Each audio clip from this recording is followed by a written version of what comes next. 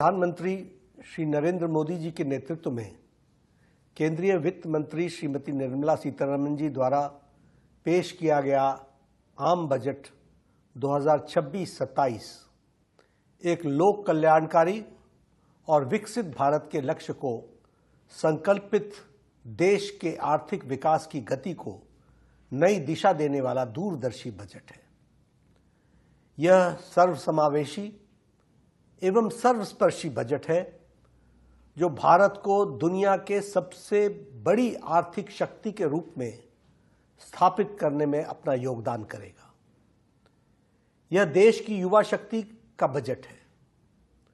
इस ऐतिहासिक आत्मनिर्भर भारत के बजट के लिए मैं आदरणीय प्रधानमंत्री श्री नरेंद्र मोदी जी, वित्त मंत्री श्रीमती निर्मला सीतारमण जी एवं उनकी पूरी टीम को बहुत बहुत बधाई देता हूं और उनका हार्दिक अभिनंदन करता हूं। प्रधानमंत्री श्री नरेंद्र मोदी जी के नेतृत्व में सरकार द्वारा स्वास्थ्य सेवाओं को जन जन तक पहुंचाने के लिए जो प्रतिबद्धता इसी बात से जाहिर होती है कि पिछले 12 वर्षों में स्वास्थ्य क्षेत्र में बजट ने 176% की बढ़ोतरी दर्ज की गई है। स्वास्थ्य के क्षेत्र में इस वर्ष आवंटित 1,05,000 करोड़ से अधिक का बजट पिछले वर्ष के बजट से लगभग 9% अधिक है। इस बजट में मेंटल हेल्थ पर, मानसिक बीमारी से लड़ने वाले विषय पर एक विशेष फोकस किया गया है जो स्वागत योग्य कदम है। इसके तहत रांची और तेजपुर स्थित केंद्रीय मनोचिकित्सा संस्थानों का जो अपग्रेडेशन किया जा रहा है और जो उत्तर भारत में निम्हांस की नई स्थापना करने की घोषणा सराहनीय है। जामनगर में World Health Organization traditional medicine centre की स्थापना हर भारतवासी के लिए एक गौरव की बात है। स्वास्थ्य बजट में वृद्धि के साथ साथ देश के हेल्थ सेक्टर को मजबूती देने के लिए रिसर्च और डेवलपमेंट पर विशेष फोकस्ड आम बजट हार्दिक स्वागत करता हूं और आदरणीय प्रधानमंत्री जी का हार्दिक अभिनंदन करता हूं। भारत में निर्मित दवाओं को विश्व स्तरीय गुणवत्ता के लिए और उनके मानकों पर खरा रखने के लिए जो सिडेस्को को अधिक मजबूत किए जाने का प्रस्ताव, यह भी बहुत सराहनीय है।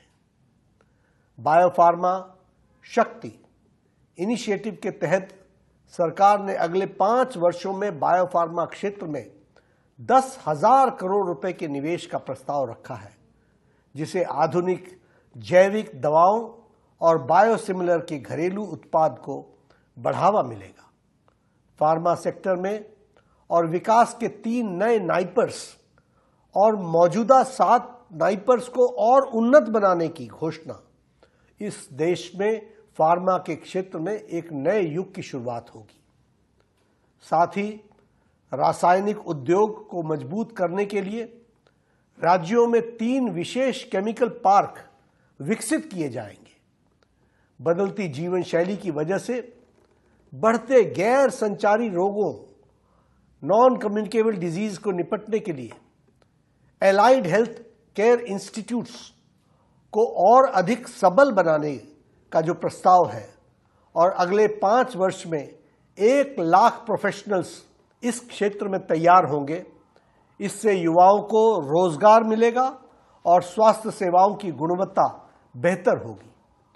देश के हर जिला अस्पताल में ट्रॉमा और इमरजेंसी सेंटर स्थापित किए जाने की प्रस्ताव से आम जनता को तत्काल चिकित्सा सुविधा सुलभ उपलब्ध होगी।